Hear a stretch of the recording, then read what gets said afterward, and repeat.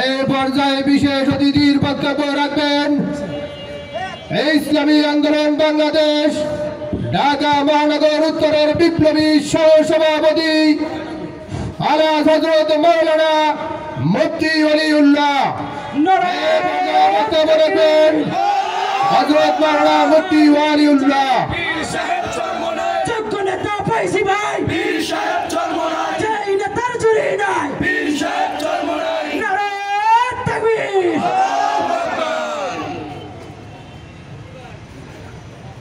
আসসালামু আলাইকুম ওয়া রাহমাতুল্লাহি ওয়া বারাকাতুহু। মিনাশ শাইতানির রাজীম। বিসমিল্লাহির রহমানির রহিম। সিবগাতাল্লাহ ওয়া মান আহসানু মিনাল্লাহি সিবগা ওয়া নাহনু লাহু আবিদুন।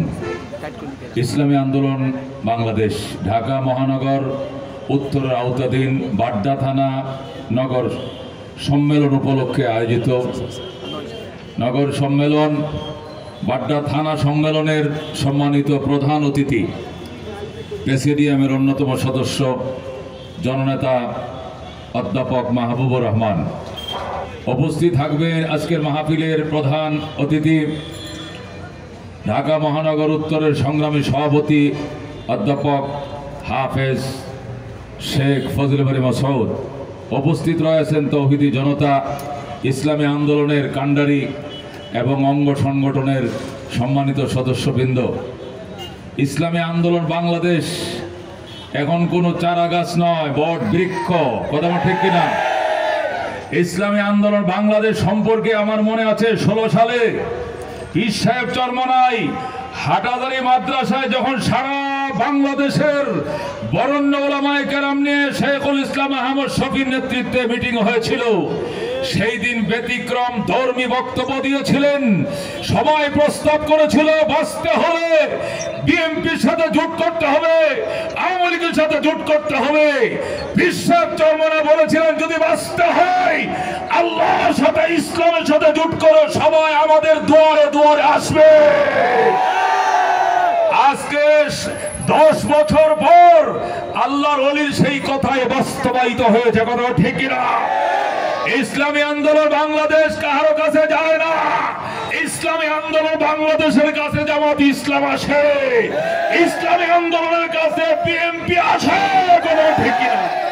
ইসলামী আন্দোলন বাংলাদেশ এখন মাঠে লড়তে পারে, ফাইট করতে পারে, চ্যালেঞ্জ করতে পারে। কথা ঠিক কিনা? ইনশাআল্লাহ ওই দিন দেরি নয়, ইসলামী আন্দোলন বাংলাদেশ ইসলামের সুশীতল ছায়ায় দেশের মানুষকে উপভোগ করতে দেবে ইনশাআল্লাহ। পীর সাহেব চরমনাইয়ের নেতৃত্বে ইসলামী আন্দোলনের জন্য জান মাল কুরবানি দিতে রাজি আছে তো ইনশাআল্লাহ। মহতারাম হাজিরিন, লম্বা কথা বলার সুযোগ নেই, আমার মাহফিল দুইটা, দূরে যেতে হবে, নাহলে আরো পরে কথা বলার দরকার ছিল। জরুরি কারণে আমাকে চলে যেতে হবে। দেশ স্বাধীন হয়েছে 53 বছর আগে। কয় বছর আগে? স্বাধীনতা সংগ্রাম শুরু করার আগেও বৈষম্য ছিল এই দেশে। কথা ঠিক কিনা? লবণ তৈরি হয়তো বাংলাদেশের বাঁশখালী জেলায়, এই লবণ বাংলাদেশে বিক্রি হইতো 6 টাকা সের, আর পশ্চিম পাকিস্তান বিক্রি হইতো 1 টাকা সের, 8 আনা সের।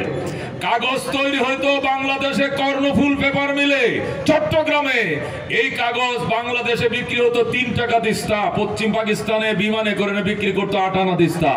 বৈষম্য না সাম্য? বৈষম্য বিরোধী আন্দোলন শুরু হলো, রক্তকরী সংগ্রাম, শুধু রক্ত নয়, এক সাগর রক্তের বিনিময়। দীর্ঘ 9 মাস রক্তকরী সংগ্রামের মাধ্যমে নতুন স্বাধীনতা লাভ করেছে। কথা ঠিক কিনা? 30 লক্ষ প্রাণের বিনিময়, 2 লক্ষ মা বোনের আহাজারি আত্মহুতির বিনিময়, সম্ভ্রম এবং ইজ্জত হারানোর বিনিময় দেশ পেলাম। পাওয়ার পরে গেল 53 বছর। এই 53 বছরে এই দেশ শাসন করেছে নৌকায়, এই দেশ শাসন করেছে ধান, এই দেশ শাসন করেছে লাঙ্গল। কথা ঠিক কিনা? কিন্তু দেশবাসী এখনো বৈষম্য বিরোধী আন্দোলন করতে হয় কেন? সাম্য দেশবাসী দেখা নাই। কথা ঠিক কিনা? যার কারণে 53 বছর পরে আবার বৈষম্য বিরোধী আন্দোলন করে 36শে জুলাই বাংলাদেশকে আবার নতুন করে স্বাধীন করা লেগেছে। কথা ঠিক কিনা? আমার কথাবার্তা পরিষ্কার, আবার নয়, আরো 10 বার দেশ স্বাধীন করলেও যদি ওরাই ঘুরে ফিরে ক্ষমতায় যায় তাহলে যেই লাও সেই কদু হবে। যার জ্বলন্ত প্রমাণ এখনই আমরা চোখকে দেখতে পাচ্ছি। কথা ঠিক কিনা? ওই যে বলেছিল এক আল্লাহর বান্দা একদল খেয়েছে, আরেক দল খাওয়ার জন্য হায়নার মতো ঘুরতেছে। আমরা আর খাওয়ার সুযোগে দেশকে দেব না।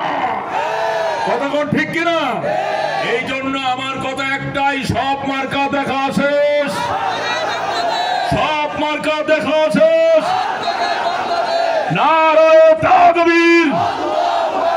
নেতা নয়, নীতি চাই। আল্লাহ রাব্বুল আলামিন কোরআনে ইরশাদ করেন সেবগাত আল্লাহ। সেবগাত আল্লাহর অর্থ হলো আইসবাগু বিসেবগাতিল্লাহ। আমার আহসানু মিনাল্লাহ সেবগা।